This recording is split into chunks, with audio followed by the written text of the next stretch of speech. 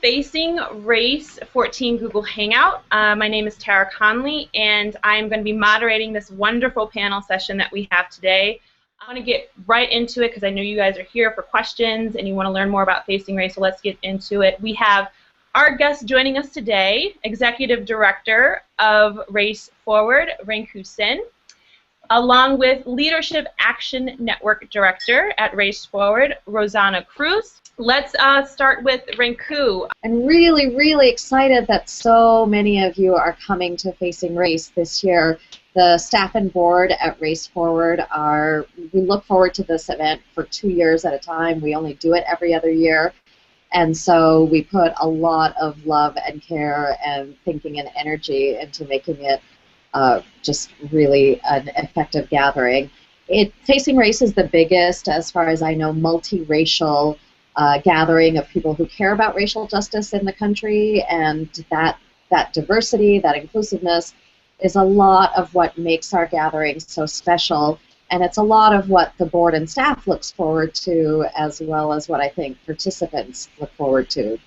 This year we're expecting more than 1,300 people. Who you can expect to see there are organizers, artists, scholars, big thinkers, writers, activists, community leaders, public officials, people who are running government agencies, philanthropists, and folks who are working in foundations and social justice philanthropy.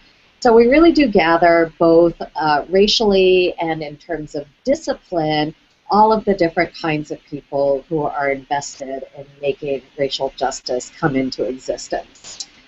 This year we're going to be having 67 workshops, 4 plenary sessions. Rosanna, I think, will describe some of those more.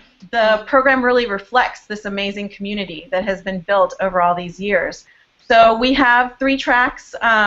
We have an arts, culture, and media track, which is really covering all different corners of the arts, culture, and media world. The art and media representation at the conference is going to be really strong, and we're really excited that so many people wanted to participate, especially Thursday night. Our opening event is going to feature primarily Dallas artists, and so that's really exciting that folks will come in and right away get a sense of the Dallas local culture. And we're also really excited that Hari Kondabolu is joining us, and he's going to be doing a special comedy event at the end of the opening event on Thursday night. We'll also then have our keynote, which I'm most excited about.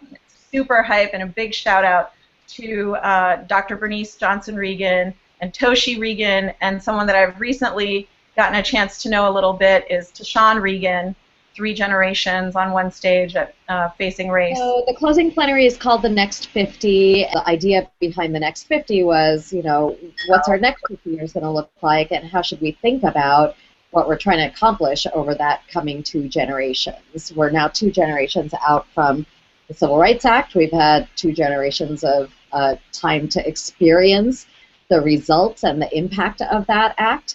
And what we do now, how we conduct ourselves as a movement over the next couple of years, is what people are going to be feeling the impact of 2 generations from now. We have our special guest that just joined us. Malkia A. Ciro is the co-founder and executive director of the Center of Media Justice.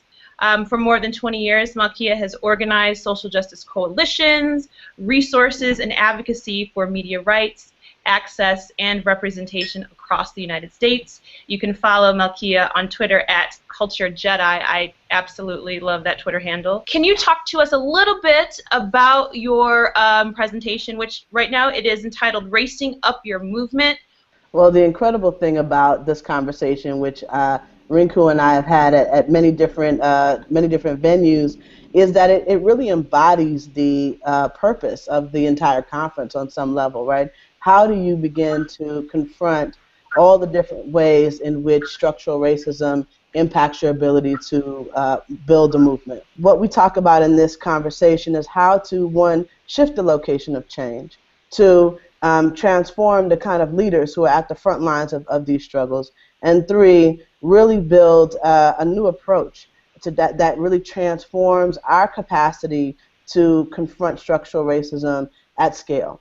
I'm excited, I'm excited because this, to me, is in fact some of the most central questions, some of the most central questions that we have as a movement to answer. So I'm really looking forward to being on a panel with some other brilliant people and having this conversation with folks at Facing Race.